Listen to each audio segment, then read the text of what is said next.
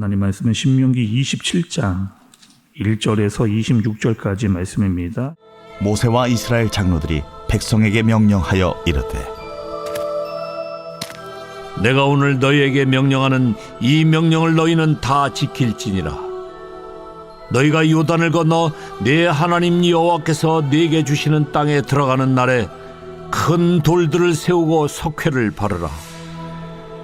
요단을 건넌 후에 이 율법의 모든 말씀을 그 위에 기록하라. 그리하면 네 하나님 여호와께서 네게 주시는 땅, 곧 젖과 꿀이 흐르는 땅에 네가 들어가기를 네 조상들의 하나님 여호와께서 네게 말씀하신 대로 하리라. 너희가 요단을 건너거든 내가 오늘 너희에게 명령하는 이 돌들을 에발산에 세우고 그 위에 석회를 바를 것이며, 또 거기서 네 하나님 여호와를 위하여 제단 곧 돌단을 쌓되 그것에 쇠 연장을 대지 말지니라. 너는 다듬지 않은 돌로 네 하나님 여호와의 제단을 쌓고 그 위에 네 하나님 여호와께 번제를 드릴 것이며, 또 화목제를 드리고 거기에서 먹으며 네 하나님 여호와 앞에서 즐거워하라. 너는 이 율법의 모든 말씀을 그 돌들 위에 분명하고 정확하게 기록할지니라. 모세와 레위 제사장들이 온 이스라엘에게 말하여 이르되, 이스라엘아, 잠잠하여 들으라. 오늘 내가 내 하나님 여호와의 백성이 되었으니 그런즉 내 하나님 여호와의 말씀을 청종하여 내가 오늘 내게 명령하는 그 명령과 규례를 행할지니라.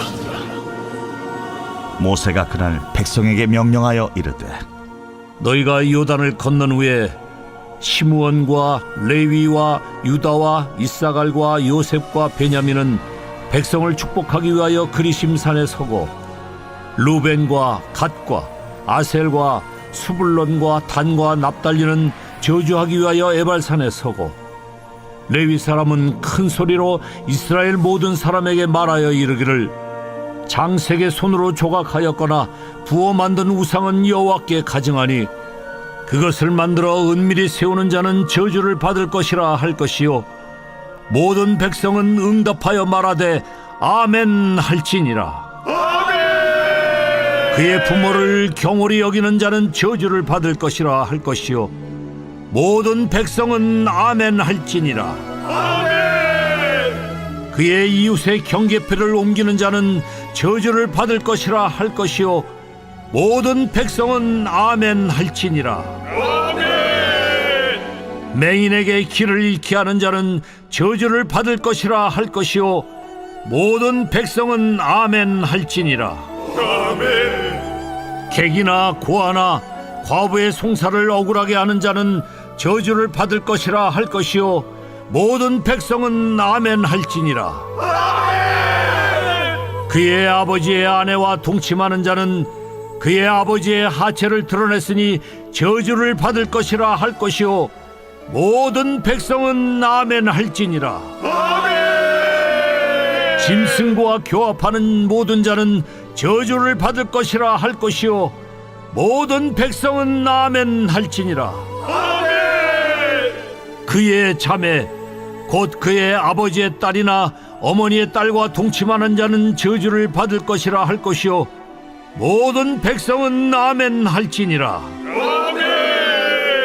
장모와 동침하는 자는 저주를 받을 것이라 할 것이요, 모든 백성은 아멘 할지니라. 그의 이웃을 암살하는 자는 저주를 받을 것이라 할 것이요, 모든 백성은 아멘 할지니라. 무죄한 자를 죽이려고 뇌물을 받는 자는 저주를 받을 것이라 할 것이요, 모든 백성은 아멘 할지니라. 이 율법의 말씀을 실행하지 아니하는 자는 저주를 받을 것이라 할 것이요, 모든 백성은 아멘 할지니라. 아멘. 여러분, 오늘 말씀은 이스라엘 백성들이 가나안 땅에 이제 들어가게 됩니다. 그리고 요단강을 여러분 이제 건너게 되잖아요. 그리고 제일 먼저 해야 될 일이 있습니다. 하나님께서 이스라엘 백성들에게 가나안에 들어가자마자 제일 먼저 이것을 해라라고 알려주신 게 있어요. 그것이 무엇이냐면 에발산에 그 산에 큰 돌을 세우라는 거예요. 그리고 그 돌에 석회를 바른 다음에 하나님께서 우리에게 주셨던 율법들을 거기에 다 일일이 기록을 해라. 이렇게 말씀을 해주셨습니다. 그리고 그 다음에 잘 다듬어지지 않은 돌들을 모아다가 제단을 쌓고 그 위에 번제와 화목제를 드려라. 그리고 마지막으로는 백성들을 반으로 나눠서 반은 그리심산에, 반은 에발산에 나누어서 올라가라. 그리고 하나님의 말씀을 들을 때에 아멘 아멘 이렇게 화답을 해라. 이것이 오늘 우리가 읽었던 신명기 27장의 대략의 내용이라고 할 수가 있습니다.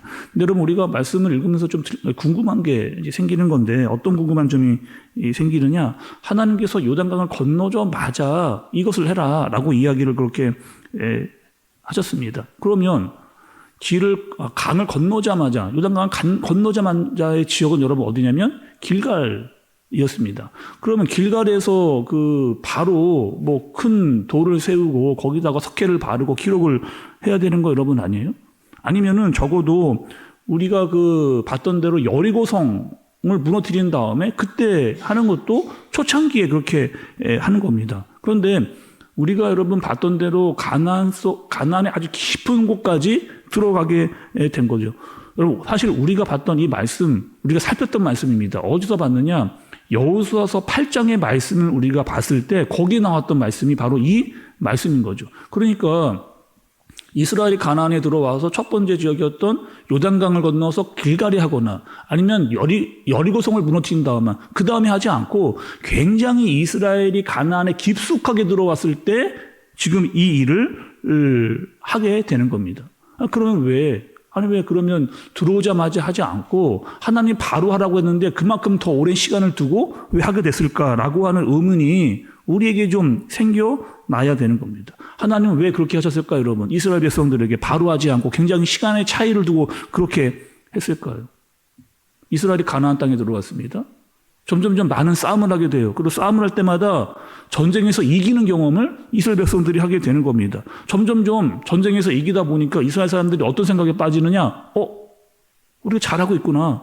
우리가 싸움만 하면 이기는구나. 이렇게 점점점 하나님이 없어도 뭔가를 될 것 같은 생각들이 자꾸 이 생각 가운데에 들어오게 되는 거죠. 하나님이 뭘 알려주시려고 하는 거예요? 너희들이 잘해서 전쟁에 이기는 거 아니라는 거예요. 너희들이 뭔가를 특별해서 잘하는 게 아니라는 거예요. 그리고 너희의 목이 곧아질까 봐 우려하시는 겁니다. 그래서 이스라엘이 가나안에 들어와서 세겜에 이를 때까지 그냥 두셨다가 세겜에 이뤘을 때에 지금 이 일을 하게 하시는 겁니다.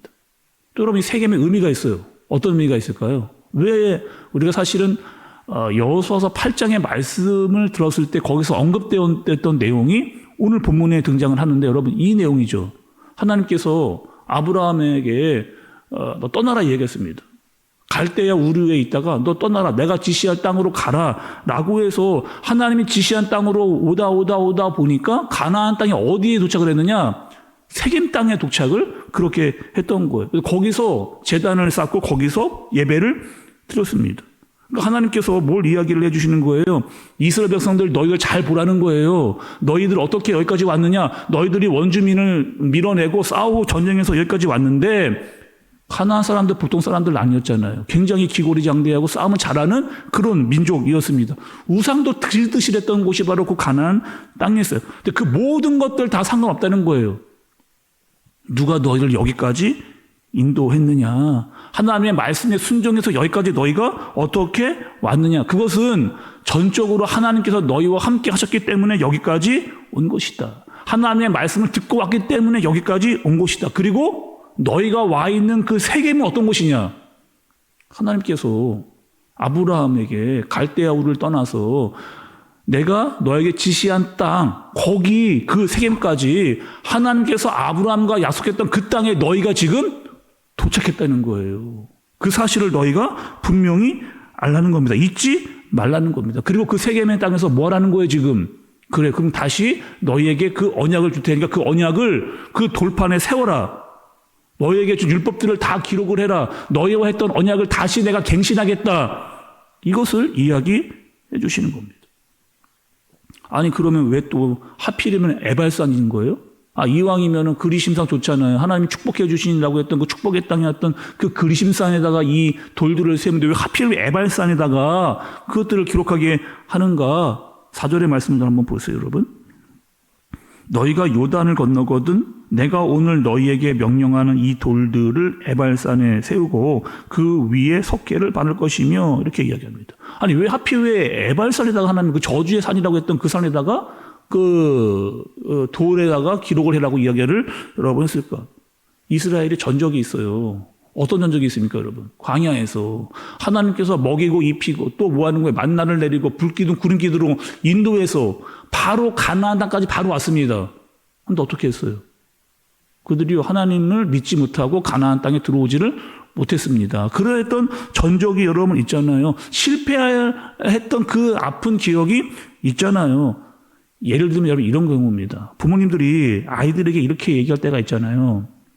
얘들아, 너희들 절대로 빨간불에는 길 건너면 안 된다. 큰일 나. 큰일 나. 빨간불은 차가 다니는 길이니까 다니면 안 돼. 이렇게 얘기하는 경우 있잖아요. 어떤 모르는 사람이 와가지고 맛있는 거 이렇게 주면서 너 나 따라와라? 라고 하면 절대로 따라가면 안 돼. 이렇게 이야기를 하잖아요. 엄마 아빠가 없을 때 누구도 이 집에 와서 초인종 누르고 문 열어달라고 하면 절대로 열어주면 안 된다? 이렇게 이야기하는 경우가 있단 말이에요. 뭘 얘기하는 겁니까? 부정적인 것을 굉장히 강조를 시켜가지고 그 아이들에게 기억에 남도록 지금 그렇게 이야기하는 겁니다. 아니, 굉장히 부정적인 것들을 이야기하지만 거기에 강력한 뜻이 절대로 너희들 이렇게 하면 안 된다.